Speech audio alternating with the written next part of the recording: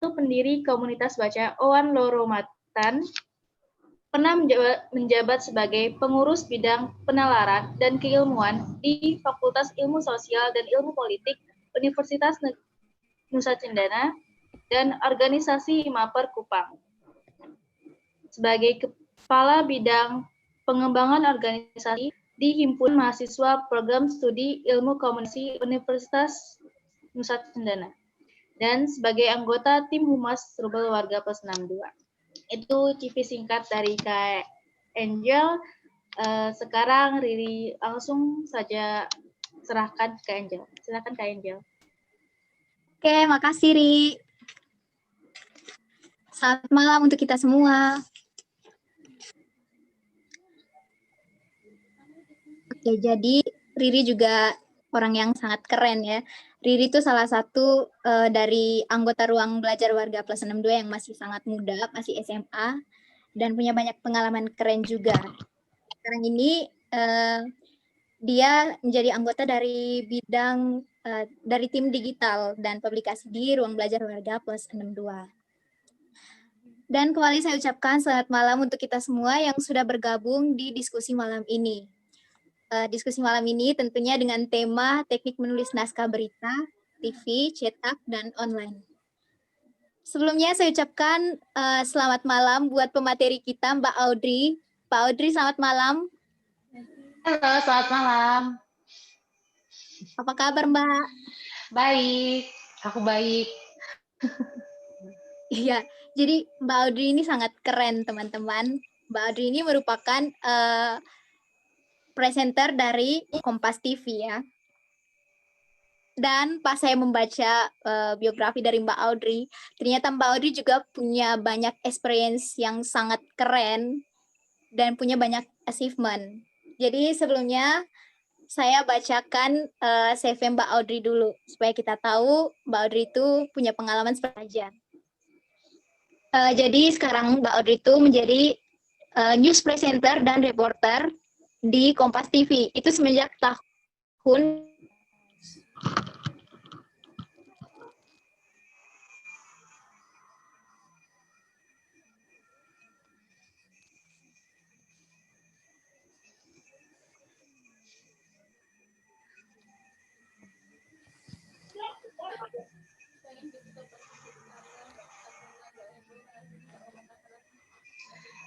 Sepertinya Angelnya kayaknya ini ya, dari sinyal kali ya, atau gimana? Semuanya jaringannya agak susah di sini. Oke.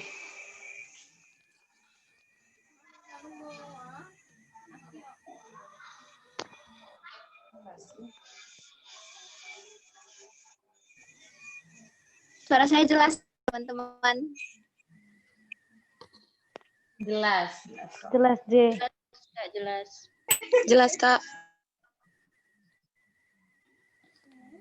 Oke, saya ulangi membacakan.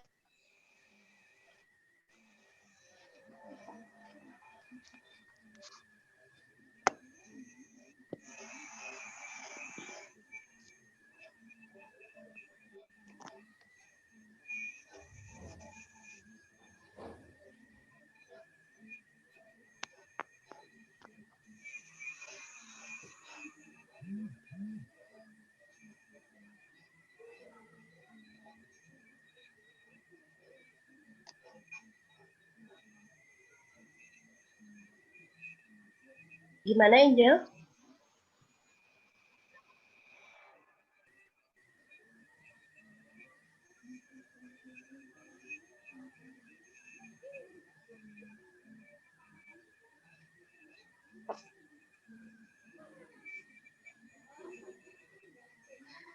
Sorry Mbak Audrey dan teman-teman. Nggak apa-apa. Sinyalnya mungkin kurang baik, nggak apa-apa. Jaringan di NTT kurang bagus. Oke, saya bacakan sekali lagi CV dari Mbak Audrey ya. Jadi Mbak Audrey itu merupakan presenter dari Kompas TV dari tahun 2013 sampai sekarang. Dan sebelum menjadi presenter dari Kompas TV, dulunya Mbak Audrey itu pernah menjadi presenter di LaTV. Mungkin teman-teman yang seumuran saya pernah nonton Mbak Audrey di LaTV dulu, waktu zaman-zaman masih ada LaTV. Habis dari LaTV, ternyata Mbak Audrey juga pernah menjadi freelance reporter di RCTI. Jadi ternyata Mbak Audrey itu punya pengalaman yang luar biasa di bidang presenter, news presenter ya Mbak. Selain itu, Mbak Audrey juga punya pengalaman lain nih teman-teman. Nah, Mbak Audrey itu juga merupakan konten kreator dan juga punya pengalaman yang sangat banyak di bidang Master of Ceremony dan moderator. Jadi, Mbak Audrey itu punya pengalaman yang sangat banyak di bidang public speaking. Itu Mbak Audrey juga itu sering menjadi trainer di beberapa pelatihan. Contohnya di Public Speaking Coach for Universitas Pendidikan Pancasila di tahun 2020 ini, bulan Oktober lalu. Dan selain punya banyak experience, Mbak Audrey juga punya banyak achievements. Contohnya itu menjadi nominator for Anti-Journalist 20.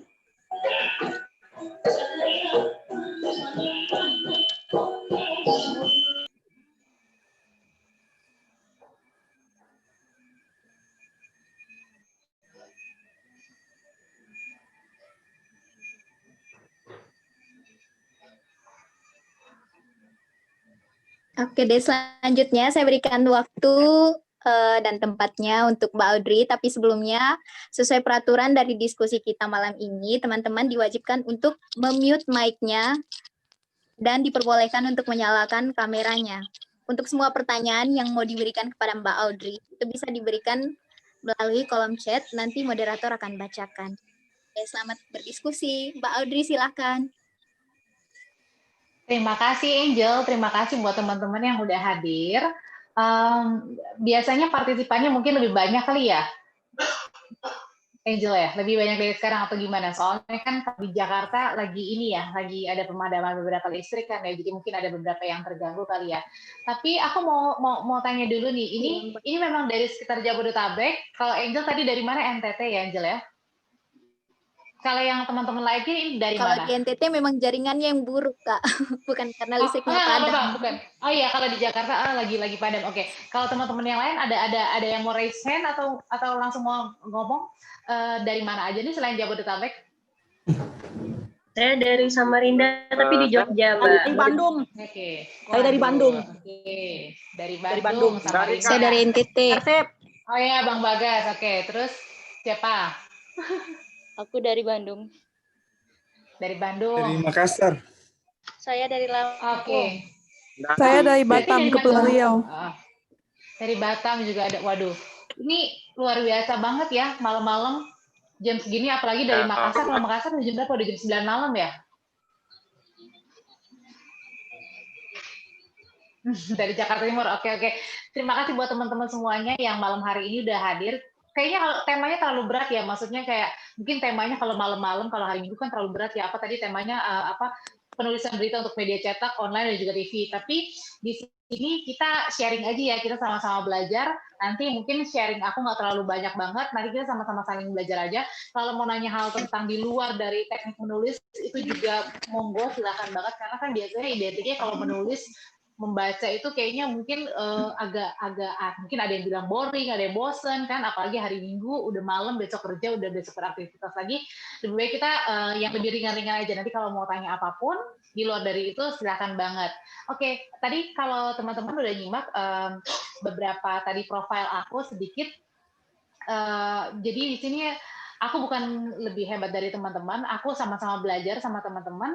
Kita sama-sama belajar. Aku juga mungkin aku tadi kalau dibaca dari Angel ada beberapa prestasi ya, mungkin karena aku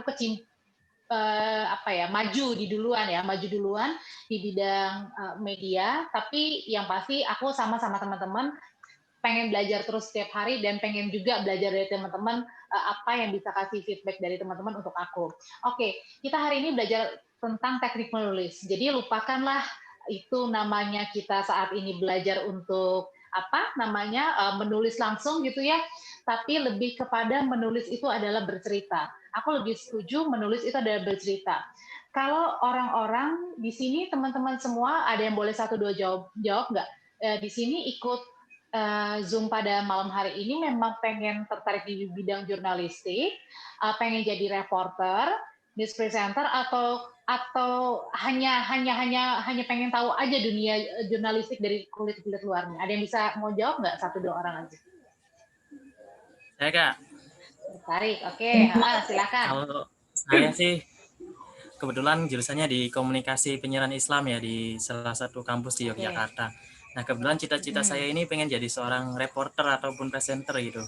Kan kalau orang reporter dan presenter itu harus bisa public speaking dan juga menulis gitu. Nah dengan mengikuti kegiatan malam ini mungkin saya bisa menambah wawasan dan ilmu pengetahuan yang Kak Audrey berikan kepada kita semua gitu selaku calon jurnalis lah kalau bisa seperti itu. Calon jurnalis. Motivasinya itu. Oke, ada mau jawab satu lagi mungkin? Kalau saya boleh, Mbak. Boleh. Kalau saya sih sebenarnya punya ketertarikan di dunia tulis menulis ya. Jadi saya senang tuh nulis keseringannya sih nulis fiksi, tapi pengen sih sekali-sekali nulis non fiksi gitu karena menunjang pekerjaan saya juga sih. Jadi pekerjaannya kamu apa? Siapa? Saya di badan pusat statistik. Jadi kan menyajikan data lewat tulisan-tulisan itu kan penting banget hal kayak gitu ya. Jadi begitu ada ruang belajar seperti ini ya, jadi tertarik aja sih.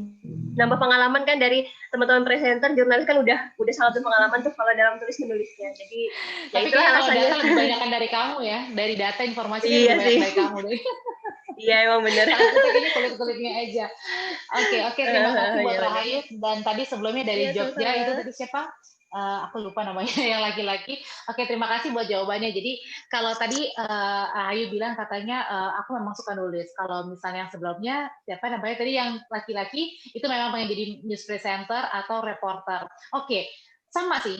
Aku ini dari dulu dari kecil memang sudah terbiasa yang namanya ada di depan TV. Bukan terbiasa ya, jadi terbiasa sebenarnya. Jadi terbiasa berada di depan TV karena waktu dari kecil itu mamaku emang memasukkan aku ke sanggar dan udah gitu ikutlah presenter. Kalau tadi moderator itu udah bilang aku pernah jadi presenter cilik di LaTV itu jadi sebelum ada TV One itu LaTV itu bersama dengan Evan Sanders. Mungkin teman-teman pasti tahu ya Evan Sanders siapa, yang udah terkenal banget ya untuk di film dan juga sinetron. Nah itu tuh awal mulanya lah setidaknya menggeluti di bidang presenter sampai akhirnya aku ambil kuliah di London School jurusan Public Relations dan di situ aku bingung sebenarnya juga mau memang menekuni dunia PR. Kalau PR itu identiknya sama ini kan, kita kerja di hotel, kita kerja di perusahaan gitu kan.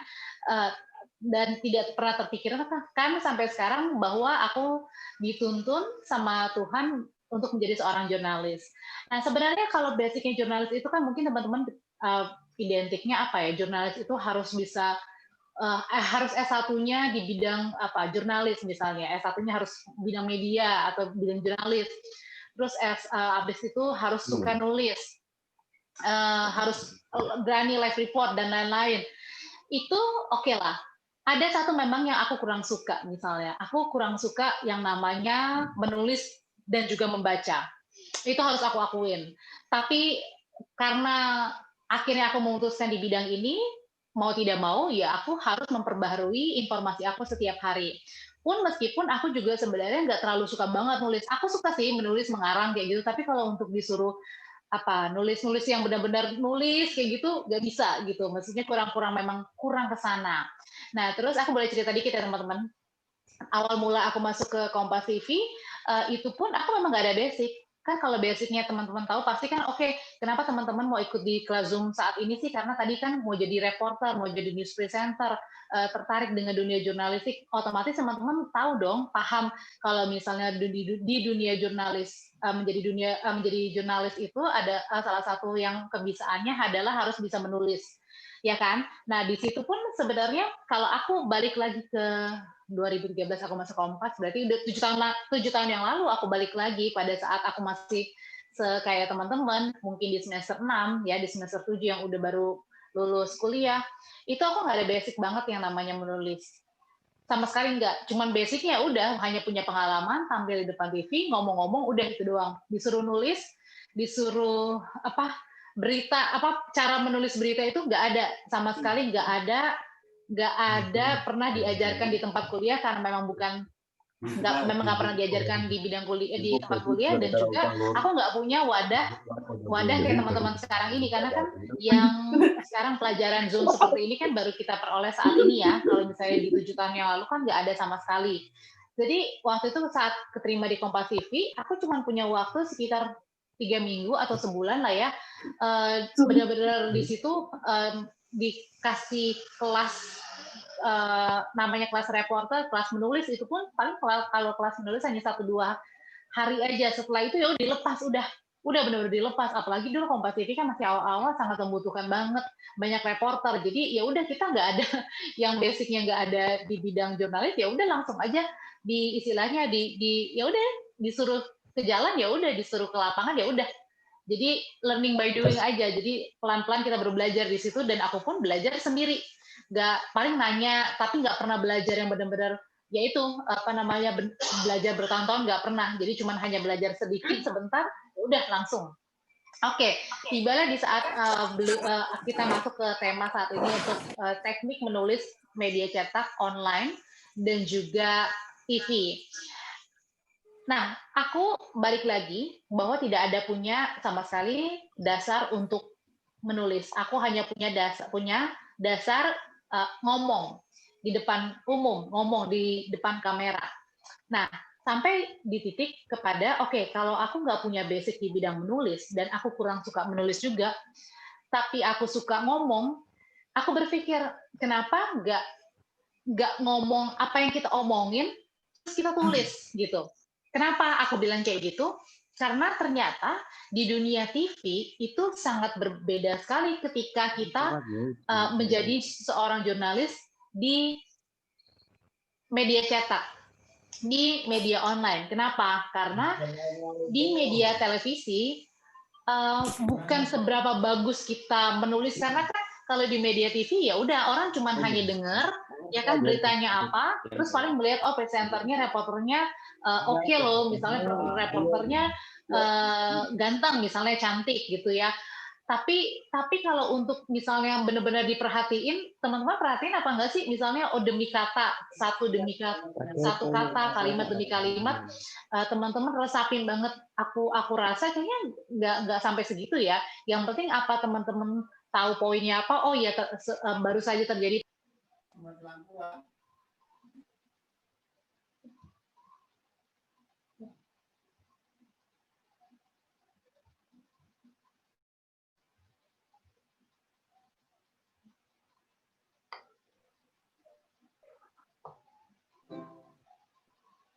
Suaranya ke mute, Kak.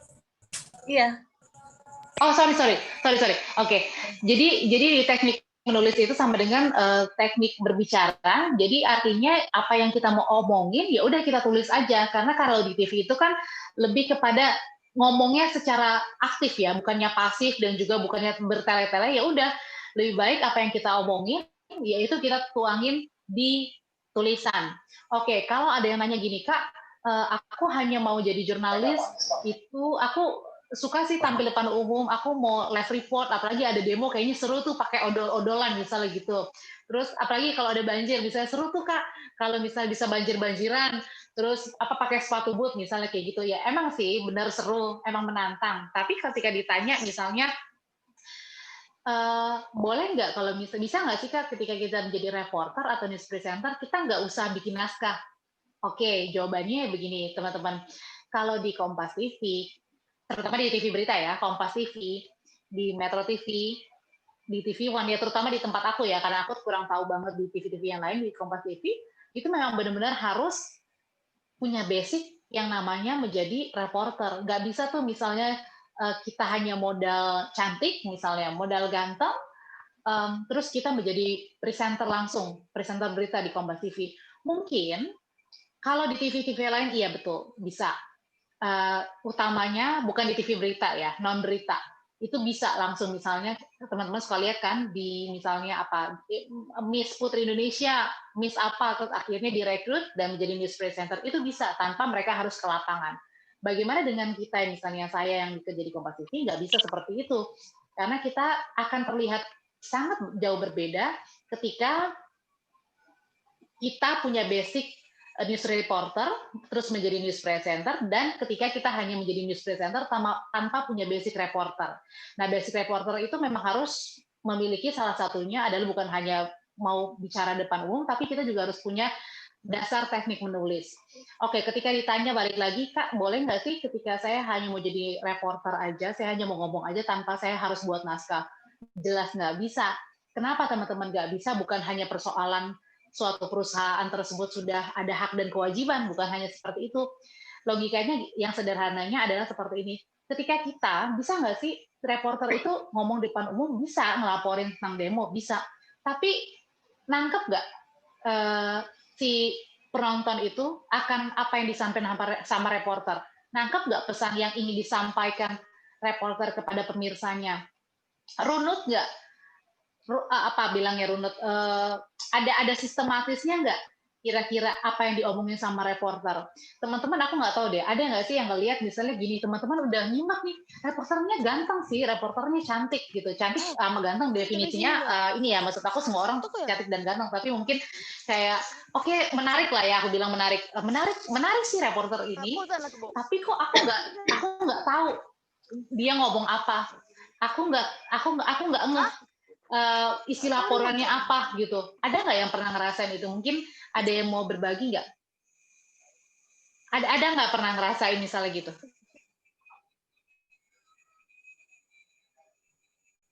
Ada Kak, sering. Oke, apa yang siapa nih Ramdan? Oke, apa yang sering kamu lihat?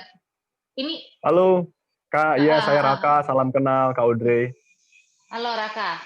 Ya, iya sih kadang kita lihat kan kita sebagai penonton ya, lihat di TV ada laporan-laporan para reporter di jalanan ya kan, laporan live, entah itu arus mudik, entah itu arus balik gitu. Kadang ada beberapa capture-an yang kita bisa lihat secara langsung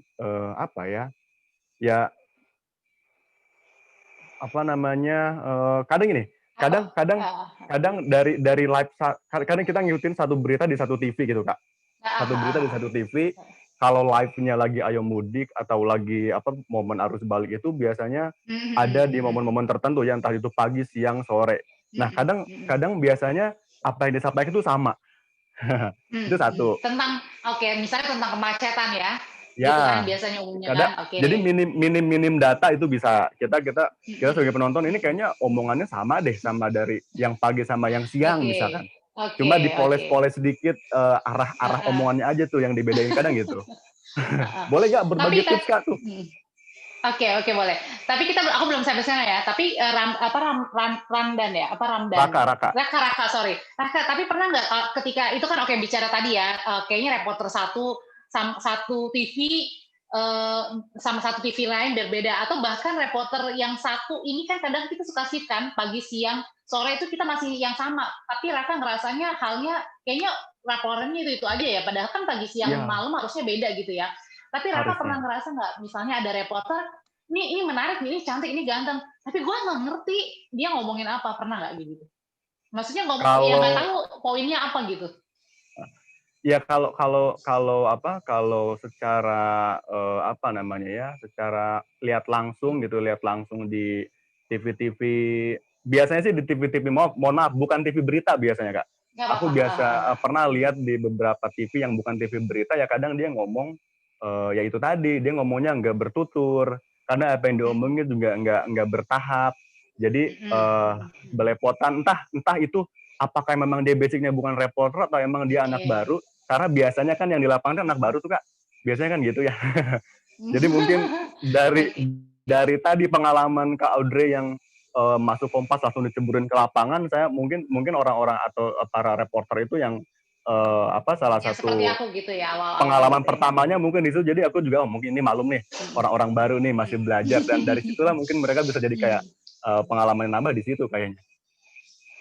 Oke, terima kasih Raka.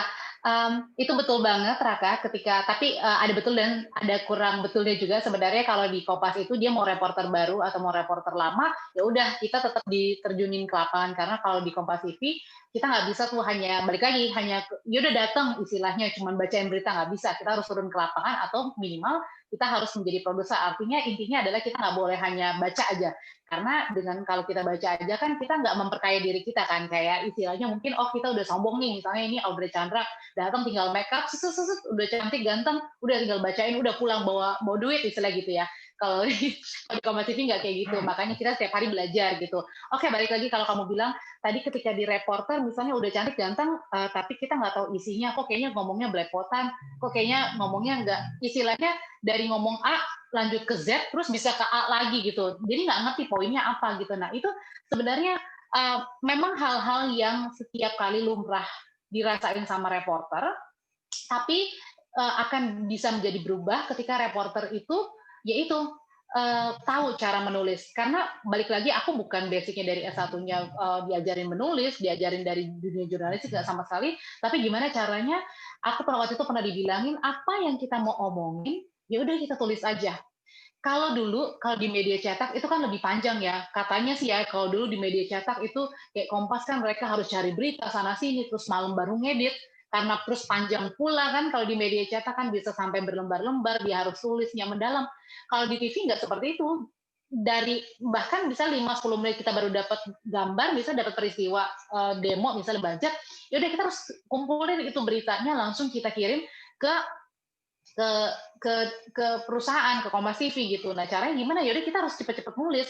Nah cepet-cepet nulisnya itu kayak gimana sih caranya? Oke gini, kalau dulu orang bilang gimana sih cara kalimat yang benar misalnya dalam bahasa Indonesia, oke, masukkan 5 unsur, 5W, 1H, itu orang udah tahu. Nah tapi apakah saat itu terus katanya orang juga bilang kalau teknik menulis itu adalah kayak piramida terbalik, apa yang unsur pentingnya dulu kita tulis, baru unsur yang kurang pentingnya.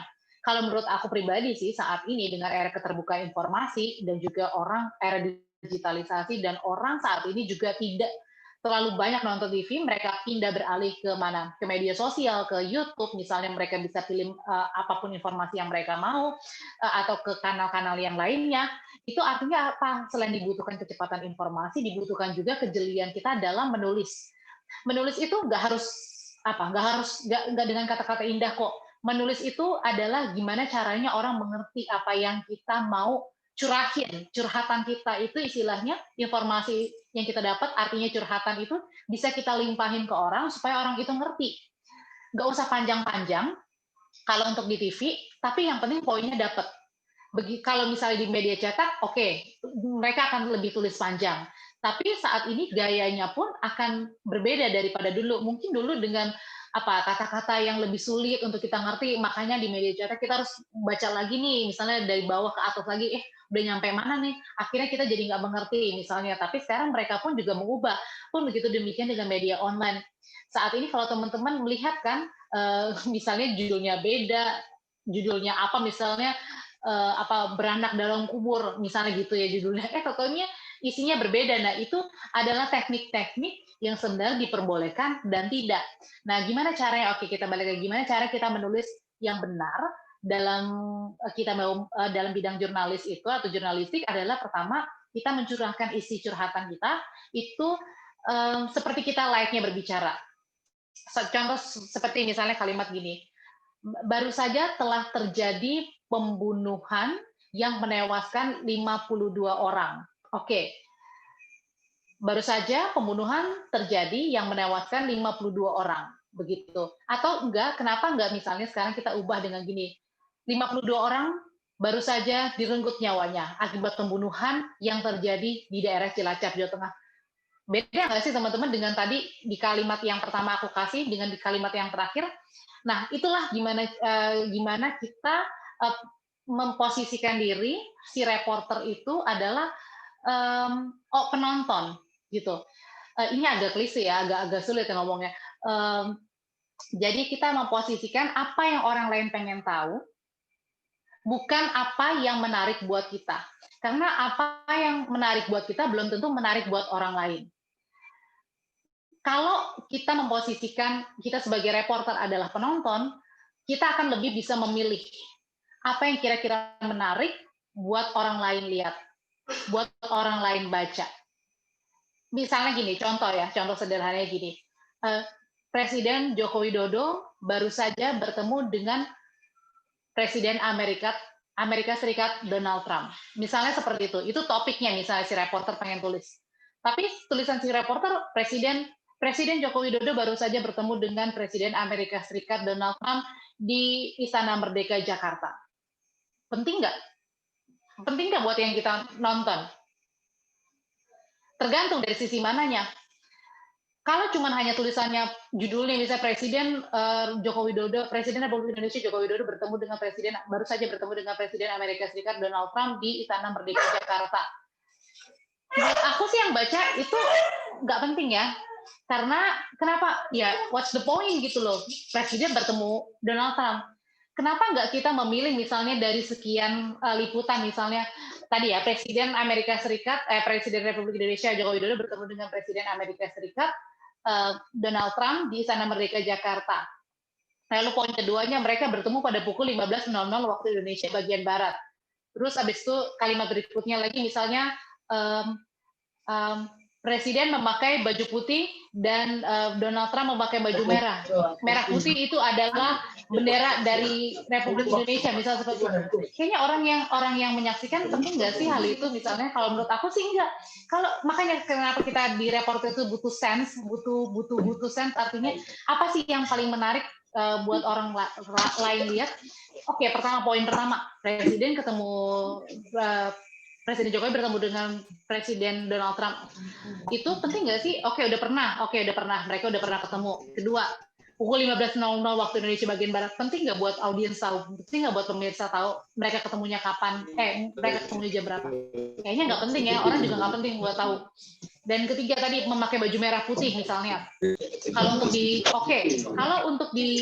TV itu kita nggak usah perlu kasih tahu misalnya mereka pakai baju sekian karena gambar sudah menceritakan. Nah tapi ada hal lain misalnya kenapa kita nggak kenapa kita selain itu sebenarnya ada poin penting lagi misalnya poin pentingnya adalah Presiden Joko Widodo dan Donald Trump. Ada yang menarik dari pertemuan antara Presiden Republik Indonesia Joko Widodo dan Presiden Amerika Serikat Donald Trump. Presiden Amerika Serikat meminta izin kepada Presiden Joko Widodo untuk pencalonannya kembali menjadi Presiden Amerika Serikat untuk periode yang kedua. Menurut teman-teman yang paling penting yang mana dari semua itu? Dari Presiden ketemu lokasinya bersama dengan Donald Trump di Amerika Serikat, di Istana Merdeka, penting nggak sih? Nggak, menurut aku. Penting nggak sih? Jamnya? Nggak. Pakaiannya nggak penting. Justru apa yang pentingnya? Justru yang tadi pentingnya. Oh, ternyata adalah si Trump ini ketemu Jokowi mau sohun dulu. Mau meminta izin untuk pencalonannya kembali. Kedua, untuk mencalonkan diri sebagai Presiden Amerika Serikat. Nah, yang penting tadi, poin yang penting tadi, itu kita jadiin poin tersebut ke poin yang paling pertama. Karena kenapa? Poin yang pertama tersebut kita harus poin yang tadi Presiden Amerika Serikat Donald Trump itu meminta izin kepada Presiden Joko Widodo untuk pencalonan kedua menjadi Presiden Amerika Serikat. Karena itu yang paling menarik dari semua cerita yang kita sudah buat dari kalimat-kalimat sebelumnya. Dan yang paling menarik itu kita taruh yang pertama. Supaya apa? Supaya orang lihat nih, ketika orang lihat Kompas TV, ketika orang melihat misalnya Metro TV atau TV One, mereka akan langsung diam, mereka akan lihat, oh iya menarik nih beritanya ya, Presiden Amerika Serikat Donald Trump datang khusus ke Indonesia untuk meminta izin kepada Presiden Joko Widodo terkait dengan pencalonannya kembali menjadi Presiden Amerika Serikat. Akhirnya kita berhenti, kita nggak akan pindahin channelnya, kita akan lihat berita tersebut sampai habis, dan kalaupun ada reporter yang langsung live report, kita juga akan melihat isi live reportnya karena kalimat pertamanya udah menarik tadi terkait dengan izin. Kan kita jadi bertanya-tanya kan, gila ya Amerika Serikat aja izin dulu loh sama Presiden Jokowi. Nah kalau gitu ini apa sih yang paling menarik? Kenapa harus izin nih? Akhirnya kita melihat, kita nungguin. Oh ternyata akhirnya kita di situ baru ada kalimat lagi misalnya Presiden memang ini tidak seperti biasanya Presiden Donald Trump datang ke negara-negara lainnya. Tapi bagi Trump Indonesia punya kedekatan khusus ketika Trump kembali mencalonkan diri. Karena bla bla bla bla misalnya gitu. Ternyata itu yang paling penting. Nah, memang agak risih ya ketika ngomong dan kita menulis gitu. Kayaknya agak-agak susah ya. Aku nggak tahu, mudah-mudahan teman-teman bisa nyerap ya. Maksudnya artinya yang poin yang aku mau jelasin adalah coba dari semua hal yang kita lihat dari suatu peristiwa itu kita memposisikan diri sebagai penonton. Penonton itu mau tahu apa sih ketika kita menulis, penonton itu mau tahu apa ketika kita live report. Ketika kita memposisikan diri sebagai penonton, maka otomatis secara tidak sadar, maka kita akan memberitakan sesuatu yang memang menarik untuk audiens lihat. Terus kedua, Kak, ketika pertanyaannya, halo? Ya, Kak Audrey, ya. Oh ya? By the way, ada satu pertanyaan nih Kak, supaya bisa dijelaskan juga. Kan presenter. Oh, terlalu cepat ya tadi ya? Sorry. Apa terlalu lama ya tadi? Sorry. Gimana? Presenter juga kan biasanya terima itu kiriman berita dari kontributor gitu ya Kak? Ya. Atau gimana? Gimana sayang? Sorry. Biasanya kan presenter dapat kiriman berita dari kontributor juga Kak. Biasanya dikirim dari kontributor beritanya. Biasanya kan diedit sama presenter atau gimana Kak di TV? Oke gitu. Oke, misalnya gini, ketika misalnya bukan presenter ya, kalau presenter itu kan jatuhnya kita sudah selesai. Kita artinya produk-produk beritanya tersebut udah tinggal kita. Halo? Jelas nggak suara aku? Jelas Kak. Halo? Oh jelas, oke. Oke, jadi pertanyaan tadi gimana kalau misalnya ada kontributor terus udah ke pusat gitu ya, mentransfer berita ke pusat. Oke, jadi balik lagi, kalau presenter itu tugasnya adalah mereka mendeliver berita gitu, mereka menyampaikan berita apa yang sudah udah diramu lah istilahnya sama orang dalam. Nah, jadi presenter itu tugasnya hanya membawakan berita. Nah, tapi sebelum kita membawakan berita, itu ada produk di dalamnya dulu, ada orang-orang di dalamnya dulu yang memproses berita itu sebelum berita itu bisa kita bacakan. Nah, ketika si kontributor misalnya tadi Angel dari Kupang ya, dari NTT lah, misalnya transfer itu berita, mohon maaf, ada suara anjingku. Ketika tadi transfer itu mereka akan transfer misalnya melalui misalnya melalui Gmail gitu ya. Oke, ketika mereka transfer artinya apa? Ketika di media TV mereka transfer itu gambarnya, mereka transfer itu naskahnya. Nah, ketika sudah diterima nih sama orang pusat ya, istilahnya di Kompas TV yang pusat, setelah itu mereka akan dilihat lagi nih kata-katanya, kalimatnya, naskahnya, mereka akan dilihat lagi gambarnya sama si produser. Nah, setelah itu ketika dilihat sama si produser, maka si produser itu akan mengedit semua gambar yang sudah diterima, kira-kira yang masuk yang mana, yang bagus di mana untuk dipublikasikan, dan harus seiring dengan paragraf atau kalimat atau berita atau naskah yang dia juga si kontributor itu lihat. Jadi artinya tidak hanya semata-mata si kontributor itu ngirim ke pusat ya udah habis itu langsung dinaikin, enggak, masih ada diolah dulu sama si produser baik dari gambar dan juga naskah beritanya, plus juga harus di-ACC dulu nih kira-kira beritanya boleh naik apa enggak ya. Biasanya itu misalnya ke pimpinan misalnya ya, bisa ke pimpinan redaksi atau ke eksekutif produsernya di atasnya. Jadi itu harus melalui ACC dulu. Nah, ketika sudah di-ACC barulah diomongin atau disampaikan sama yang namanya news presenter gitu. Oke Kak, di sini juga sudah ada beberapa pertanyaan dari teman-teman kita. Itu yang pertama ada dari siapa ya? Ramadan Kakak. Banyak ya pertanyaannya. Itu dari Ramadan, para news reporter itu. Ramdan Raka. News presenter kah? Atau ada rekrutmen khusus untuk news presenter? Makasih Kak Raka pertanyaannya. Oke Kak Audrey silakan jawab. Oke, rekrutmen ya. Ya. Oke, untuk masalah rekrutmen itu di mana nih? Mau nanya spesifik di Kompas TV atau di mana? Paling gini mungkin di Kompas TV dulu Kak, di tempat Kakak dulu.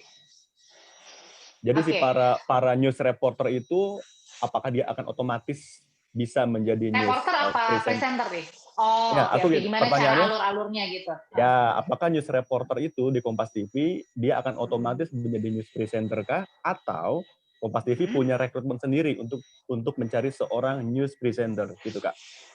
Oke. Kalau di Kompas TV itu yang menjadi reporter belum tentu menjadi presenter, karena itu akan di casting lagi. Dan nggak ada jaminan juga bahwa kalau kamu sudah menjadi reporter Kompas TV, kamu akan menjadi presenter di Kompas TV. Enggak, karena buktinya belum tentu semuanya istilahnya punya kualifikasi yang baik menurut Kompas TV untuk dijadikan presenter. Karena balik lagi ketika misalnya kan kualifikasi masing-masing TV itu beda-beda, Raka. Misalnya kalau kamu pernah lihat nggak, misalnya aku sering lihat misalnya, ini udah cantik sih reporternya, udah ganteng reporternya, bisa sebenarnya dia harus bisa naik jadi news presenter, misalnya di Metro TV ya katakanlah ya misalnya. Nah tapi akhirnya dia nggak jadi, malah dia istilahnya memang punya tempat, udah rezekinya malah di tempat lain dan menjadi news presenter. Bisa nggak sih lihat kayak gitu? Nah, itu yang terjadi sebenarnya di mana-mana pun, bukan hanya di Kompas TV. Nah, tapi kalau Kompas TV, balik lagi, belum tentu yang jadi news reporter itu menjadi news presenter. Tapi di Kompas TV akan dibuka seluas lebar-lebarnya ketika memang dirasa si koordinator presenter ini, oh, ini anak nih kayaknya punya potensi ya, punya bakat ya untuk menjadi presenter, akhirnya di casting dulu. Kalau pengalaman aku waktu itu, awal-awal justru aku nggak mau, kan waktu itu baru reporter mungkin berapa bulan ya di awal-awal, terus ditawarin lah menjadi ini kan casting untuk presenter. Aku nggak mau di situ karena aku bilang apa? Karena aku nggak mau terlihat bodoh, nggak mau terlihat istilahnya bodoh gitu ya. Minim pengalaman ketika menjadi presenter. Karena menurut aku kalau news presenter itu memang cita-cita aku menjadi seperti itu sih. Tapi ketika aku nggak ada pengalaman, terus kayaknya cuma hanya ngomong aja itu kayak menurut aku nggak keren. Nggak keren itu bukan berarti gimana ya, nggak keren itu maksud aku nggak ada isinya gitu loh. Karena percuma kalau misalnya menjadi news presenter kalau cuma setahun 2 tahun hanya modal tampang bisa hanya dikenal hanya setahun 2 tahun, tapi kalau untuk kita mau lama, nama kita juga dikenal, atau mungkin kita mau jadi sesuatu, misalnya katakanlah kayak Najwa Shihab, dia pun udah terlepas dari Metro TV, ketika memang dia bagus, punya kualitas yang oke, maka dia juga akan terus dikenal dan orang akan mau pakai istilahnya mau gunain jasanya terus kan. Nah, aku pengen seperti itu. Nah, makanya pada saat itu pun aku menolak di awal-awal untuk oke lah aku tetap mau jadi reporter dulu deh, aku mau matang di lapangan, kalau mungkin next time oke lah aku coba. Nah, sampai di titik mungkin setahun lebih ya, waktu itu aku ditawarin lagi, waktu itu aku sampai nangis-nangis, waktu itu aku bilang aku nggak mau deh, kayaknya belum siap, karena waktu itu aku lebih suka di reporter. Kenapa? Karena reporter itu kita bisa jalan-jalan ya kan, bisa jalan-jalan ke daerah, ke luar negeri misalnya dibayarin kan, terus bisa explore kan, ketemu orang banyak kan, pasti kita seneng dong ketemu siapapun, terus jalan istilahnya dibayarin, terus tiba-tiba mendadak ya, namanya orang dulu single kan, misalnya tiba-tiba kita udah pulang, iya capek sih, terus tiba-tiba langsung ditelepon besok pagi, misalnya ke mana, ke Bali ya, ke Bandung ya, gimana kan, seneng gitu kan. Nah itulah namanya euforia masih jadi reporter, seneng banget. Nah terus pas setelah itu dimintalah untuk casting kan, diminta casting. Nah setelah itu ya ternyata memang Tuhan memang belum berkehendak, artinya waktu itu aku nggak diterima karena memang waktu itu istilahnya aku masih banyak perbaikan lah, suaranya masih cempreng, pokoknya harus diperbaikin lah. Memang itu belum jalannya, ya udah aku senang lah dari situ. Satu sisi juga oh iya ternyata memang nggak segitu mudahnya juga menjadi news presenter, bukan hanya modalnya kita harus jadi reporter, ternyata ada kualifikasi lain yang harus kita penuhi. Nah terus akhirnya di casting kedua itulah baru diterima. Itu sejarahnya kalau di Kompas TV. Nah kalau di TV-TV lain, kalau misalnya Raka nanya, sebenarnya ya ada juga yang aku bilang tadi di luar TV berita, misalnya mereka jadi langsung news presenter, nggak usah jadi reporter pun bisa. Atau mereka sudah di ACC menjadi news presenter, menjadi reporter itu ya paling hanya sesekali ke lapangan. Itu bukan wajib. Ada yang seperti itu. Tapi kalau di Kompas TV itu wajib gitu. Ya, artinya mungkin di kita beberapa ke TV pertanyaan selain... yang berkaitan dengan menulis dulu ya Kak. Ini ada yang soal dari Doni Situmorang. Kak Audrey, saya masih kurang paham menulis berita di media online. Seperti media online di Pekanbaru, Kompasiana, Riau Pos, apa aja yang perlu diperhatikan dan dipersiapkan dalam menulis naskahnya Kak? Oke, yang pertama dalam menulis naskah adalah kita kan menjadi reporter. Yang pertama yang harus kita siapkan adalah yang paling simple, bolpen, kertas, note, itu minimal. Kita harus punya. Kalau misalnya bolpen dan kertas nggak punya, atau kita nggak bawa, minimal handphone. yang kita gunain untuk kita nulis. Pokoknya kita persiapkan wadah untuk bisa kita mencatat. Karena seorang reporter nggak akan bisa tuh kita tahu segala berita, terus kita yaudah rekam gitu aja di otak, terus akhirnya nanti kita tulis naskah. Nggak akan bisa. Karena nanti kita akan bertemu dengan banyak narasumber. Karena itu kita butuh handphone dan juga bolpen dan juga nota atau notes gitu ya. Nah, terus yang kedua adalah keberanian. Itu paling penting banget. Mau kita jadi reporter hanya nulis, mau kita live report, keberanian untuk bertanya itu harus modal basic yang harus dimiliki seorang jurnalis. Pokoknya mau hanya di belakang layar nulis, mau media cetak kita nggak ketemu muka, ataupun apalagi di TV misalnya kita bertemu muka, modal percaya diri untuk bertanya itu harus banget. Jadi pertama tadi siapkan wadah-wadahnya untuk menulis. Yang kedua adalah harus berani bertanya. Kenapa itu modal basic harus berani bertanya? Gimana kita mau dapetin informasi kalau kita malu untuk bertanya? Gimana kita mau dapetin informasi yang valid kalau kita hanya nanya orang-orang yang nggak A1? A1 gimana sih maksudnya? Misalnya, ketika kita mau nyasar ke Puan Maharani, Ketua DPR, tapi kita takut nih, kita gemeter, aduh mau nanya Bu Puan, apalagi perempuan, ntar gue disemprot deh. Akhirnya, gak usah deh, gue nunggu aja deh. Kadang gitu kan, maksudnya kadang online, apalagi aku lihat online sering gitu misalnya, ya udah deh nungguin berita dari temennya aja deh, nanti istilahnya aku dengerin aja deh di apa bilangnya di rekaman gitu ya, di rekaman handphone apa yang diomongin. Terus gunanya kamu mau menjadi jurnalis, katanya mau menjadi jurnalis, kenapa nggak kamu berani nanya aja? Nah itu makanya kenapa harus kamu modal percaya diri untuk bertanya. Itu karena balik lagi ketika kamu hanya mendapatkan informasi dari orang lain yang bukan A1, bisa kamu dapetin informasi dari teman kamu, bisa sih kamu mendapatkan informasi, tapi kamu puas nggak sih dengan itu? Dan betulkah itu yang mau kamu tanya? Pertanyaan kamu emang betulkah seperti orang lain yang juga mau tanyakan? Belum tentu. Karena apa yang di pikiran kita dengan pikiran orang lain, kebijakan redaksi di satu TV atau di satu media dengan media lain itu berbeda. Makanya penting untuk kita berani bertanya. Dan yang ketiga adalah riset. Ketika sebelum kita bertanya, sebelum kita ada di satu acara, di satu peristiwa misalnya, penting buat kita punya background dulu. Kita riset dulu. Saat ini kan kita sudah dimudahkan dengan punya handphone ya. Nah, kita riset dulu kira-kira kita ditugasin DPR untuk nanya Puan Maharani soal undang-undang cipta kerja. Ya nggak bisa tuh kita langsung nanya, misal Bu Puan gimana menurut Bu Puan soal undang-undang cipta kerja? Ya udah kita nggak ada isinya dong.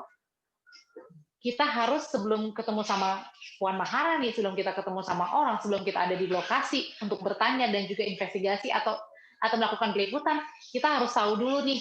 Kita 1, 2 informasi, 3 informasi kita lihat dulu di media online, background-nya apa sih, undang-undang cipta kerja itu apa sih?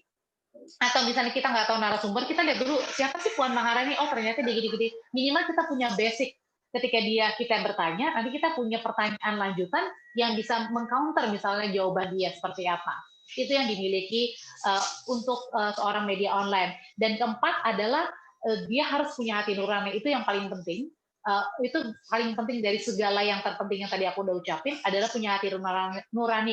Nggak bisa tuh seorang reporter misalnya ketika dulu kan misalnya gini, ada yang suka waktu itu ketika pencalonan presiden, ada yang suka Jokowi, ada yang benci sama Jokowi, ada yang suka Prabowo, ada yang nggak suka Prabowo.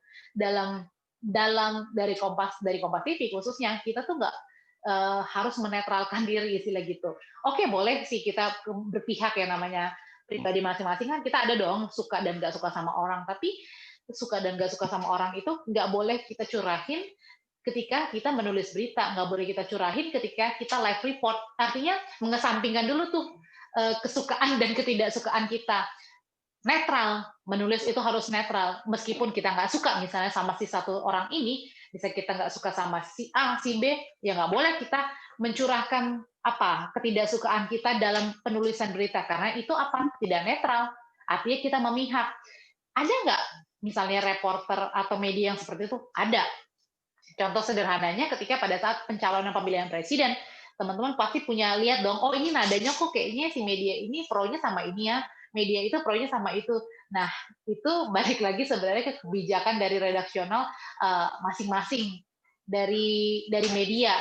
Tapi selayaknya kita berada, kita harus netral. Sebagai reporter, sebagai jurnalis itu kita harus netral. Meskipun kita nggak suka sama orangnya, bukan usahain lagi 100%, kita harus netral pada saat kita menulis, pada saat kita memberitakan sesuatu. Dan terakhir adalah jangan menipu-nipu. Jangan menipu-nipu. Artinya apa? Teman-teman suka lihat nggak sih ketika media online ya terutama ya, ya itu tadi judulnya misalnya apa? Misalnya apa judulnya tadi? Misalnya misalnya misalnya Maya Estianti terjatuh dari lantai 12 misalnya gitu. Terus pas kita baca ternyata bukan begitu, antara judul dan isi beritanya itu ternyata nggak sama. Kenapa orang saat ini media online melakukan seperti itu? Karena dia mau tahu ini nih, biar banyak orang yang klik, itu kan katanya menghasilkan uang ya. Jadi ada yang klik aja tuh, nanti akan dihitung nih berapa yang lihat berita kita dalam seharinya, per menitnya berapa, dan orang-orang kira-kira paling suka apa nih, infotainment kah, berita infotainment, politik, ekonomi, sosial budaya, atau yang lainnya.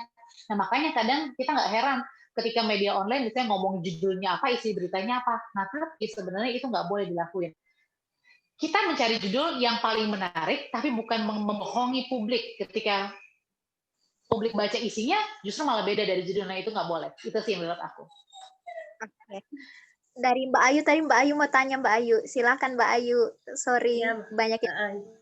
Ya, makasih. Malam Kak Audrey. Mau nanya Mbak Kak Audrey. Ini Kak, saya mau tanya. Halo? Ini Kak, kriteria tulisan itu, kalau kriteria tulisan yang layak diterima di media itu seperti apa Kak? Misalnya dari judulnya apa harus sesingkat-singkatnya atau harus dalam bentuk yang apa?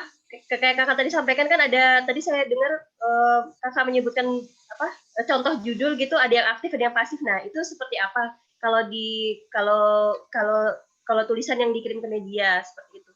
Susunannya harus bentuk pasif kah atau bentuk aktif kah? Karena tadi kan saya dengar Kakak kan ada menjelaskan ada dua macam ini ya.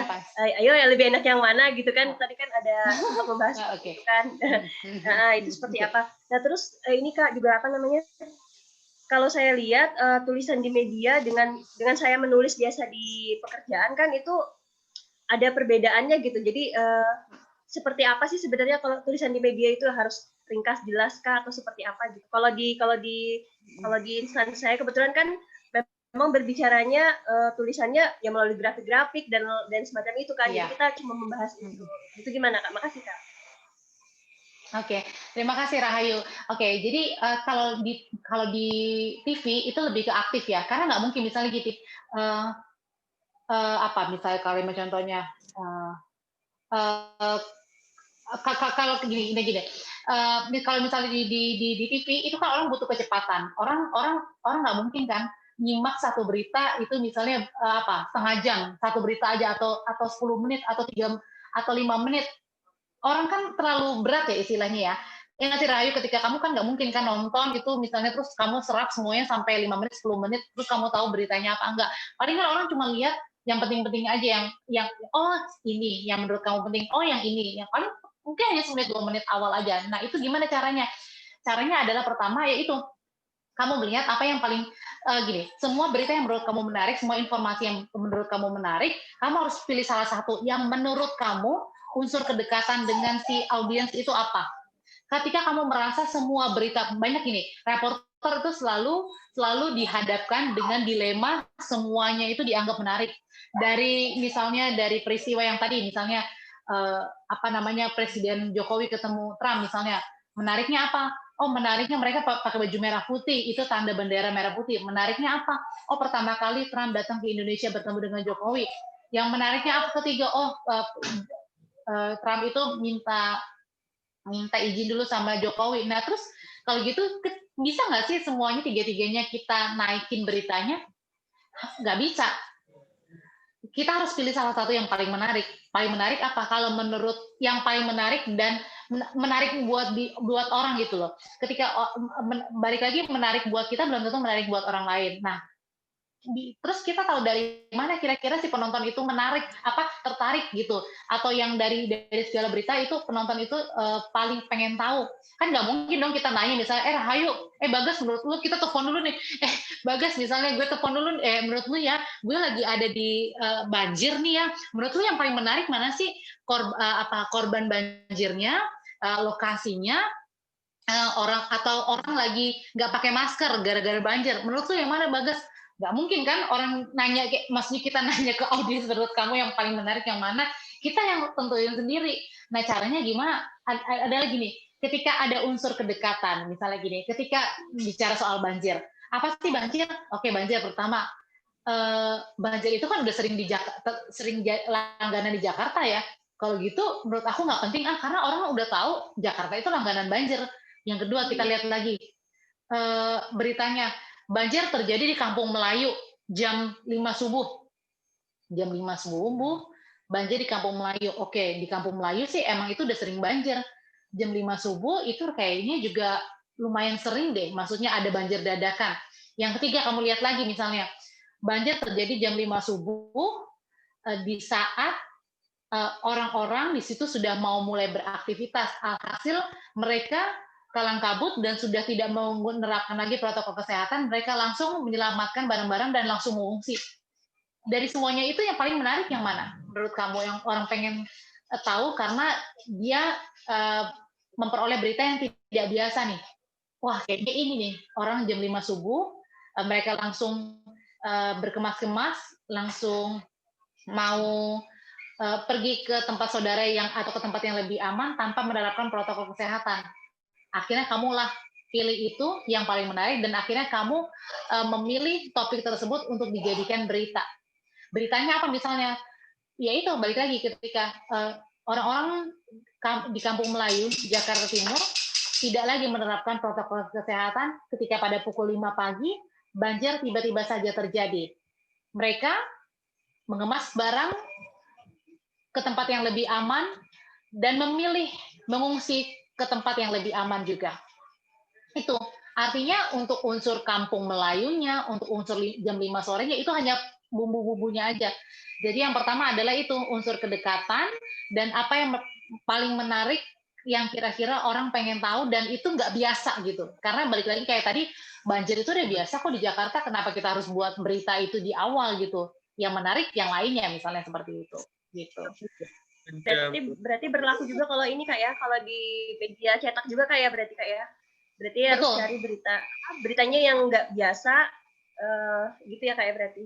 Betul, dan melibatkan emosi gitu. Yang apa ya, unsur kedekatan dan juga melibatkan emosi. Kalau misalnya kalau di media cetak, Rahayu, itu sebenarnya kan kita punya waktu gini loh. Perbedaannya gini, kenapa di media cetak itu orang punya lebih banyak beritanya itu panjang banget. Kalau misalnya di TV orang hanya 1 menit 2 menit doang dengar. Kenapa? Karena orang di TV nggak punya banyak waktu dan mereka nggak akan bisa muter lagi. Kira-kira kalimat pertama apa, gue nggak dengar. Coba ulangi lagi dong lu, reporter, lu bisa kamu presenter, kamu reporter, ulangi lagi. Nggak bisa kayak gitu kan. Kalau di media cetak kan atau media online kita bisa kan baca ulang lagi, karena kalau kita misalnya kelewat nih paragraf berikutnya, ya udah kita tinggal baca lagi. Nah, kalau bisa di media cetak dan juga media online itu kita bisa berbicara atau menulis lebih panjang daripada TV. Kalau TV itu kita sesingkat mungkin, padat, tapi orang bisa nangkep apa poinnya gitu. Nah, satu lagi deh Kak. Nah, kalau misalnya ini saya kirim tulisan biasanya gitu kan ke media gitu. Nah, itu kan wajar nggak sih kalau kita menanyakan apakah tulisan kita dimuat, ada batas waktu gitu nggak sih? Kalau biasanya setahu Kakak, kalau kita kirim ke media gitu, ada batas waktu, takutnya kalau misalkan memang berita itu terlampau lama untuk dinaikkan ke media cetak mereka kan udah jadi nggak up to date lagi gitu. Jadi wajar nggak sih kalau kita nanya, atau biasanya dari media cetak sendiri yang kasih, jika dalam berapa minggu misalnya gitu tidak ini, berarti tidak diangkat ke ini, gimana? Setahu Kakak gimana? Kamu ini ya kayak menulis opini ya gitu ya? Artikel, ya misalnya kayak opini gitu kan. Maksudnya kita kan mungkin ada kayak di saya tuh, misalnya kan ada baru rilis pertumbuhan ekonomi misalnya begitu kan. Saya kirimlah berita itu gitu. Tapi wajar nggak kalau saya menunggu sampai sekian lama gitu? Kalau belum ada di ini juga, nanti kan mendingan saya sih mikirnya mendingan kalau misalkan memang nggak diterima di situ, saya akan kirim ke media lain. Karena kan beritanya harus tetap up to date kan, takutnya nanti nggak ada respon dari mereka. Ya, itu gimana sih Kak? Kalau Kakak gimana? Tergantung sih opini kamu, Rahayu, opini kamu yang kamu tulis itu atau tulisan yang kamu tulis itu lagi up to date atau enggak. Kadang kan ada tulisan yang memang harus misalnya soal Kejagung kebakaran itu kan harus up to date kan. Tapi ada juga ketika kamu misalnya menulis soal apa, yang long last misalnya, yang soft news kan kita ada bedain hard news dan soft news. Hard news itu adalah berita yang current, berita yang saat ini, yang baru saja terjadi, misalnya lebih ke politik, misalnya lebih ke ekonomi, tapi ada juga yang soft news. Soft news itu gimana? Berita soal budaya, misalnya Rahayu ngangkat, misalnya Rahayu ini apa, misalnya dari Kediri, kamu tinggal di Kediri, terus bicara soal kuliner, itu kan long last ya, soft news. Kita bisa, sebenarnya si media itu bisa naikin berita kamu kapan aja. Nah itu kamu bedain, kamu mau tulisnya itu tergolong hard news apa soft news. Kalau soft news sebenarnya kapanpun, mau sebulan lagi, mau 2 bulan lagi bisa. Karena apa? Peristiwanya nggak akan berubah. Kan nggak mungkin dong misalnya kamu cerita tentang Candi Borobudur, terus cari Candi Borobudurnya berubah misalnya dalam waktu sebulan. Kan nggak gitu misalnya. Tapi beda ketika kamu menulis soal apa tadi, soal misalnya Kejagung kebakaran atau undang-undang pertumbuhan ekonomi, kan 1 bulan lagi pasti akan beda kan misalnya gitu, inflasinya atau kuartalnya sudah berbeda gitu. Ya, makasih Kak. Gimana Mbak Ayu, puas? Puas, makasih. Ada juga pertanyaan dari Mas Joko nih. Kak mau tanya, ciri berita yang bagus itu harus sesuai fakta, ringkas, jelas, dan bahasanya tidak bertele-tele. Nah, bagaimana cara meringkas suatu informasi yang kita dapat agar bisa dibuat suatu berita yang padat, jelas, dan tetap mengandung unsur 5W plus 1H dan membahas lebih mendalam? Oke. Sorry, gimana? Boleh diulangin? Sorry, maaf. Aku ringkas ya, Kak. Sorry. Ciri berita yang bagus, yang sesuai fakta, ringkas dan jelas, dan tidak bertele-tele, tapi tetap mengedepankan unsur 5W 1H. Gimana tuh, Kak? Gimana caranya meringkas, tapi yang tetap menerapkan 5W 1H. Oke. Balik lagi adalah itu, kamu pilih dari berbagai macam informasi yang kamu dapetin, yang paling menariknya di mana. Ketika itu kamu sudah memilih, misalnya kamu harus konsisten, istilahnya gini, ketika kamu pacaran sama si A misalnya, udah kamu konsisten aja sama si A, kamu jangan lirik B dan C. Itu dilema balik lagi ketika seorang reporter, gila ini semua berita sebenarnya pengen aku masukin, tapi kok aku harus memilih salah satu berita, karena kita akan dimarahin sama atasan kita ketika misalnya nih di paragraf A misalnya kita berbicara soal apa misalnya misalnya hari ini baru kita ngomongin soal padamnya listrik misalnya, padam listrik yang ada di Jakarta disebabkan karena hujan.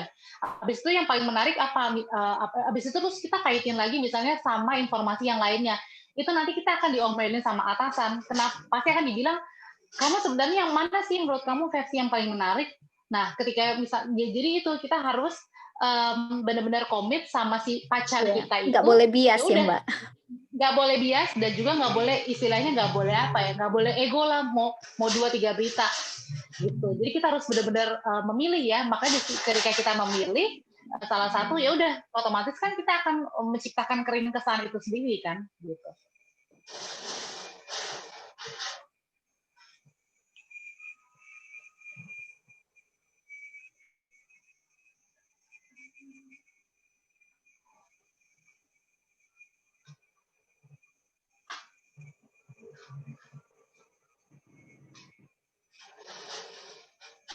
Ya. Oke, next.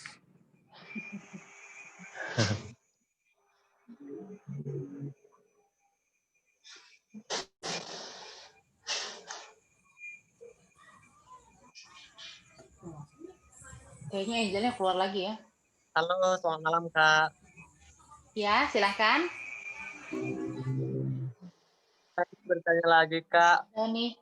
Gimana sih cara kita memilah berita fakta sama opini? Soalnya kan berita di media online, juga banyak sekali berita di media sosial, banyak sekali berita yang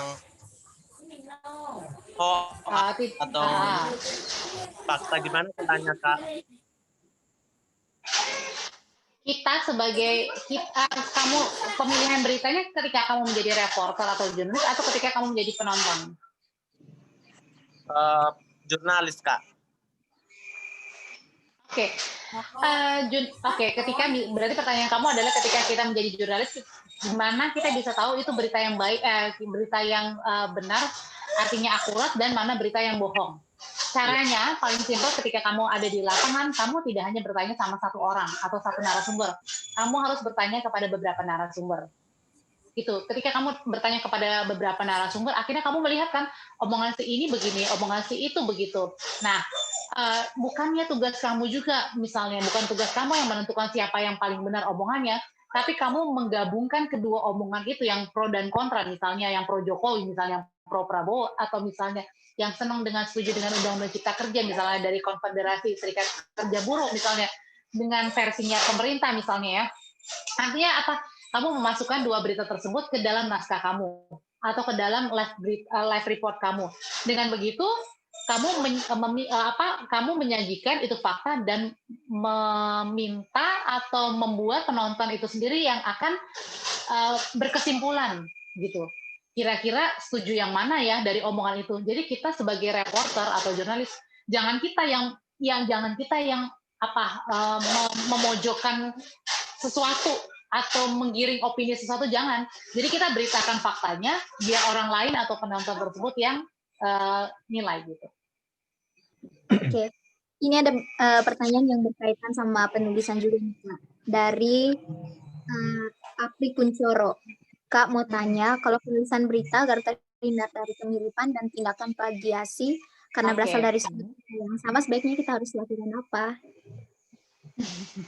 Oke, nah itu juga yang aku mau omongin tuh. Kadang teman-teman suka sadar nggak sih media online A sama media online B itu titik komanya sama, kalimatnya sama, katanya sama, bahkan titik komanya sama.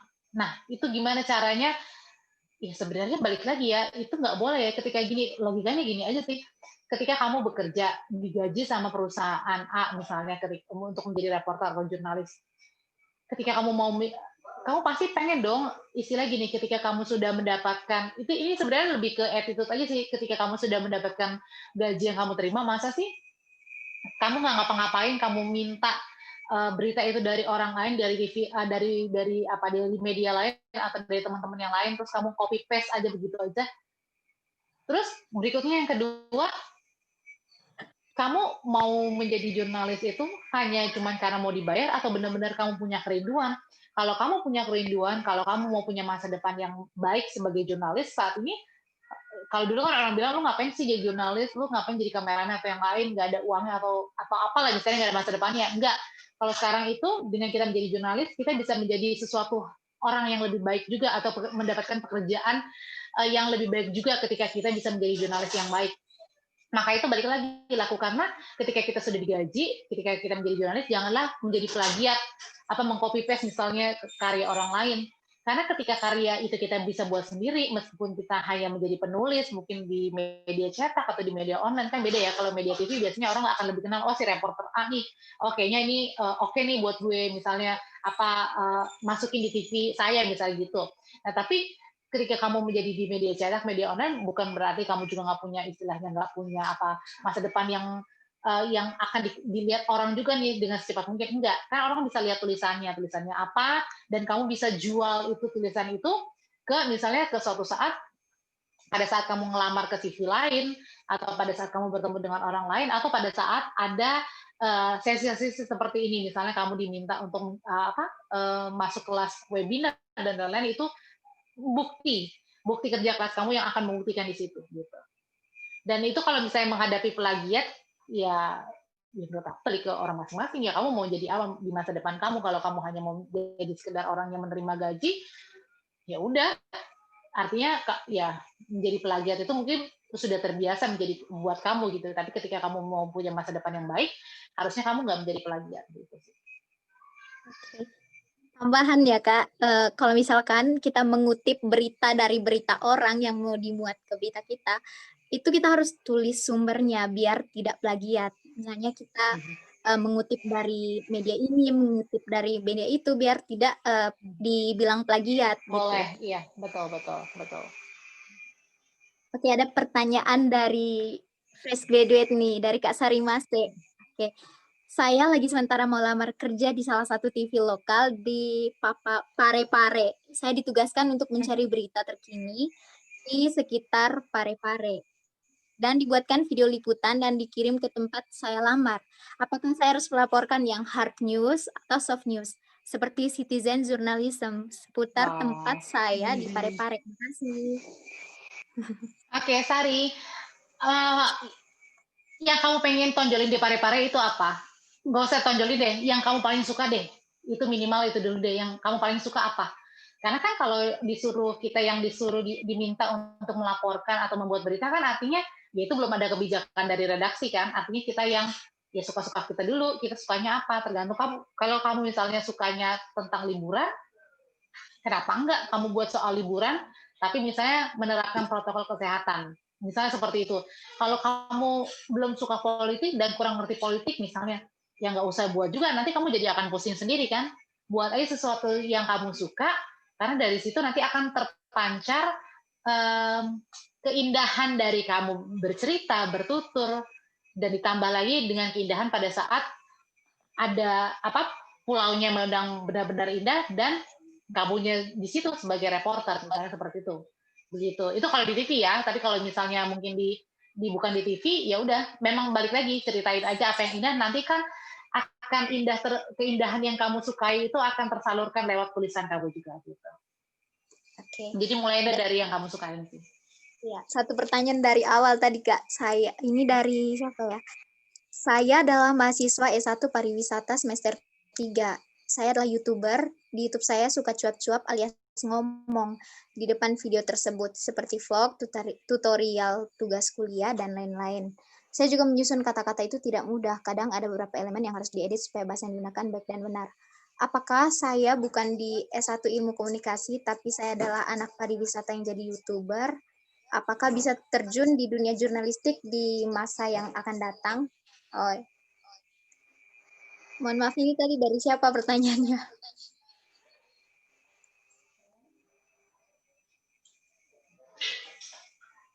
Halo Mbak Audrey, silakan ya, dijawab. halo. Oke. Dari Eleonora. Siapa namanya Nora? Eleonora ya Kak. Oke. Dari Kota Batam. Kamu jurusannya apa sekarang, Teng? Pariwisata Kak Audrey. Pariwisata. Semester 3. Oke, semester 3. Sekarang ya, Eleonora. Nora, menurut aku nggak harus dari jurusan komunikasi, dari jurusan broadcasting dan lain-lain untuk menjadi jurnalis. Enggak kok. Kamu lihat di Natalisa dokter, dia bisa kok. Misalnya lulusan dari hukum, bisa ada Frisian Beach, ada Friska Clarissa, bisa dari jurusan hukum, bisa nggak jadi jurnalis? Bisa banget. Malah itu menjadi poin nilai tambah misalnya ketika mereka punya basic di bidang yang lain selain dari jurnalis misalnya seperti itu. Kamu misalnya nanti bisa akan punya warna tersendiri ketika kamu bisa menjadi jurnalis karena kamu misalnya mengerti soal pariwisata Indonesia misalnya seperti itu. Atau aku yang misalnya berada di S1-nya PR gitu ya, dan aku juga baru sekarang misalnya merasakan bahwa oh ya ternyata S1 PR itu ketika dikombinasikan menjadi jurnalis ternyata ada manfaatnya juga ya ketika misalnya bisa ngajarin kita nggak tahu ketika misalnya kita bisa ngelobi orang misalnya gitu, bisa ngajar public speaking karena ternyata kita punya basicnya misalnya gitu, atau berbicara soal bukan hanya public speaking misalnya ketika punya misalnya gimana sih mempromosikan diri misalnya, nah itu kan jadi nilai tambah kita yang suatu saat itu akan berguna buat kita gitu. Oke deh Mbak Audrey. Sebenarnya dalam menulis berita juga kan perlu pemahaman tentang bahasa jurnalistik ya Mbak. Ya. Halo.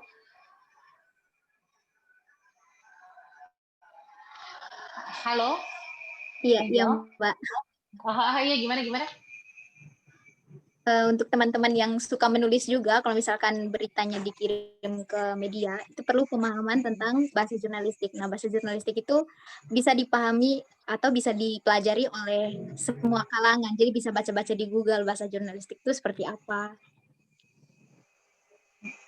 Ya kan ya, Mbak? Okay. Iya betul. Iya betul. Cuman gini, karena aku balik lagi ya, basicnya karena aku terjun ke lapangan ya, maksudnya hanya langsung dilepas gitu istilahnya. Jadi sebenarnya aku pribadi pun untuk misalnya ada rempakem, misalnya ditanya misalnya ketika ada bahasa jurnalistik yang baik dan bahasa-bahasa seperti itu yang baik dan benar, itu lebih kemana ya, ke sense aja sih kalau aku pribadi ya, karena aku bukan basicnya bukan di broadcasting, dan juga aku hanya sesuai dengan naluri aja sih. Mungkin itu terkesan klise ya, cuman kalau balik lagi ketika aku memposisikan menjadi penonton, kira-kira penonton itu maunya apa sih? Oke, penonton itu misalnya maunya yang cepat misalnya di TV, terus penonton itu kedua apa? Yang mau emang apa, yang suka dengan emosi misalnya, yang unsur apa? Unsur yang emosi yang sedih-sedih, atau yang senang-senang, atau yang lagi euforia. Aku lebih ke situ sih. Jadi kalau misalnya ditanya untuk bahasa dan lain-lain, ya mungkin pasti ada ya. Cuman kalau ditanya seperti itu, kayaknya kalau aku sih pribadi lebih ke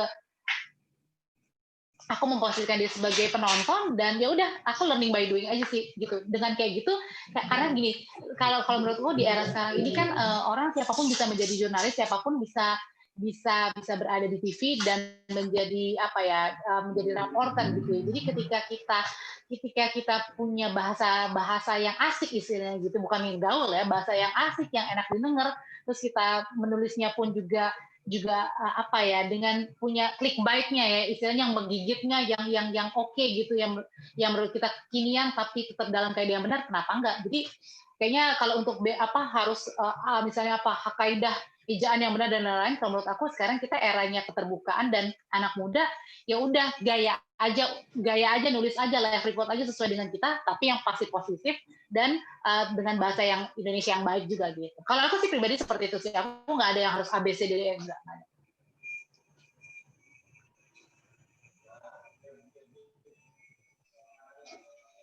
Mantap. Oke, Mbak Audrey, thank you. Terima kasih. Ya, oke teman-teman, kita sudah di penghujung diskusi kita malam ini. Jadi, buat Mbak Audrey, kasih closing statement dong, Mbak, buat teman-teman. Oke, buat teman-teman semuanya, aku mohon maaf ya kalau misalnya apa yang aku omongin ini nggak terserap. Aku nggak tahu deh terserap atau nggak ya. Sebenarnya agak sulit sih ketika kita ngomong menulis, terus kita ngomong kayak mungkin kalau ditanya soal ngomong live report itu lebih gampang. Soalnya kalau nulis itu kayaknya gimana ya? Untuk nulis terus kita ngomong itu kayak agak susah ya. Cuman pesanku adalah gini sih. Mungkin di next nanti ya, kalau kelas-kelas lagi, kalau lebih ke public speaking, mungkin aku lebih gampang untuk ngomongnya. Jadi gini sih, nulislah sesuatu hal yang kita sukain dengan gaya bicara kita. Gini, nulis itu gini, basicnya gini, ketika orang balik ke live report dan juga nulis ya, orang kadang gini, orang merasa misalnya kita pintar nih ketika kita misalnya berada di S1 hukum, terus kita pakai bahasa misalnya bahasa hukum lah, misalnya law enforcement atau apa. Menurut kita keren karena itu keinggris-inggrisan. Menurut kita itu keren karena itu memang sesuai kita dengan S1 hukum misalnya gitu. Tapi balik lagi, menurut kita keren nggak menurut orang lain yang baca? Keren nggak menurut yang orang lain lihat live report kita? Belum tentu. Karena menjadi jurnalis itu adalah dengan kata-kata yang sederhana, yang mudah dipahami, bahkan misalnya tukang security, tukang sapu, tukang sayur, sampai presiden pun dia ngerti. Jadi soal law enforcement, terus apa bahasanya, sampai judi, apalah bahasanya, misalnya hukum, atau misalnya tentang corona, itu misalnya tentang istilah-istilah kedokteran, mungkin nggak misalnya di jalanan penyapu jalan, orang tukang sayur tahu itu bahasa Inggrisnya misalnya? Enggak. Makanya kita pakai aja bahasa sehari-hari yang mudah dipahami, yang kira-kira orang lain langsung, ngerti nih apa pesannya. Udah itu aja. Dengan kayak gitu, dengan kalimat yang sederhana, orang lain akan lebih mudah mengerti, dan kita bisa menjadi jurnalis yang mudah dipahami juga orang lain. Jangan menjadi jurnalis yang pintar, jangan seperti itu, tapi menjadilah jurnalis yang memberikan pengertian, memberikan arti buat orang lain. Kalau pintar itu banyak orang lain pintar, tapi belum tentu orang itu memberikan arti, Cailan, memberikan arti dengan kehadiran kita. Itu sih menurut aku gitu. Thank you, Kak Audrey. Terima kasih. Mohon maaf loh ya kalau banyak susah nih ngomong ya. Makasih loh. Next time Terima kasih ngobrol lagi Mbak kita. Audrey. Terima kasih Mbak Audrey. Terima kasih Mbak Audrey atas pencerahannya. Kalau misalnya mau nanya-nanya langsung aku boleh nanti DM ke Instagram aku aja @Chandra Audrey, nanti boleh tanya-nanya di situ. Oke, Mbak. Oke, siap-siap. Untuk diskusinya, saya buat beberapa kesimpulan singkat ya. Menulis itu menjadi tugas tiap orang, bukan hanya seorang jurnalis atau seorang penulis saja. Tapi menulis itu pakai hati nurani dan tetap harus bisa membedakan fakta dan opini. Kalau kita menulis tentang berita, maka kita harus menerangkan fakta yang benar. Kalau kita menulis opini, maka menulislah sesuai apa yang menjadi pendapat kita. Dan jangan lupa memperhatikan etika atau kode etik jurnalistik kalau mengirim berita ke media manapun. Karena semua media itu harus berpegang pada kode etik jurnalistik. Apalagi kalau kita mau menjadi seorang jurnalis. Oke, sekian diskusi malam ini. Saya serahkan kembali ke MC. Makasih ya Mbak Audrey. Terima kasih moderator. Terima kasih Angel. Jangan bosan ya Mbak. Kayaknya Angel yang lebih paham nih. Angel yang lebih paham kayaknya nih soal penulisan. Kayaknya aku justru harus lebih belajar banyak.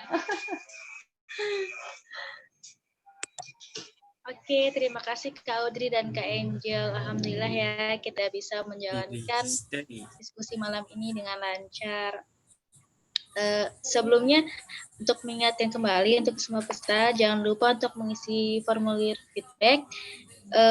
Pengisian hanya akan kami terima untuk malam ini saja. Untuk besok sudah akan kami proses. Dan mohon maaf jika tadi ada suara-suara yang sedikit mengganggu dan hal-hal yang kurang berkenan lainnya. Sebelum saya tutup, saya mempunyai suatu pantun. Mohon maaf ya kalau kurang baik. Kak Ayu mahasiswi Universitas Gadjah Mada, mengambil jurusan Ekonomi Pembangunan. Terima kasih peserta semuanya. Sampai jumpa di diskusi minggu depan. Yeay. Barangnya belum ya? Oh ya, kita foto bersama dulu ya. Untuk peserta dimohon untuk mengaktifkan kameranya.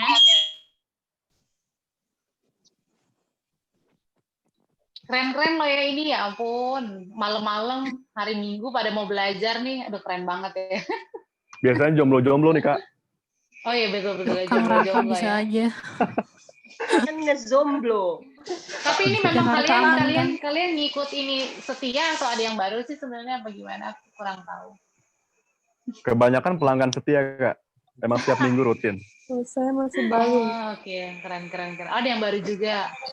Keren, bagus nih. Pencetusnya siapa nih? Keren, bagus. Pencetusnya jurnalis juga, Kak. Iya, bagus. Nah, satu lagi pesanku nih, kan kita lagi mau foto ya, lagi siap-siap ya. Satu lagi pesanku, di saat pandemi kayak gini, manfaatin sosial media sebaik mungkin. Jangan hanya sekedar menjadi followers, misalnya kita ngikut follow orang lain, tapi berusaha kita menjadi yang terbaik dan kita istilahnya memperkenalkan diri kita ke orang lain. Manfaatinlah media sosial sebaik mungkin saat ini. Pesan aku itu buat anak-anak muda.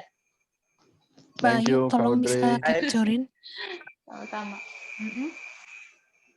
Siapa nih yang mau fotoin? Bagas biasanya. Aku apa-apain nggak apa-apa ya? Joko bisa tolong bantu. Wih, Persib, aing the Jack. Aku juga kadang tukang screenshot Zoom. Bayu. Udah mulai belum nih, Abah fotonya? Kasih aba-aba, gas. Oke, siap. Kang Capture, ayo Kang Capture. Siap. Capture. Aku juga tukang capture Zoom. 1, 2, 3. Yang slide pertama ya, yang slide pertama.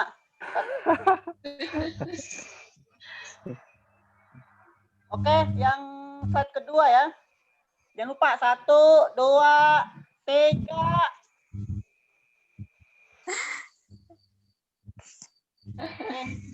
Thank you, Bagas. Terima kasih, Bagas. Kang Bagas semuanya. Terima kasih. Ada Mbak lagi? Audrey. Terima kasih Ada. semua. Terima kasih semuanya.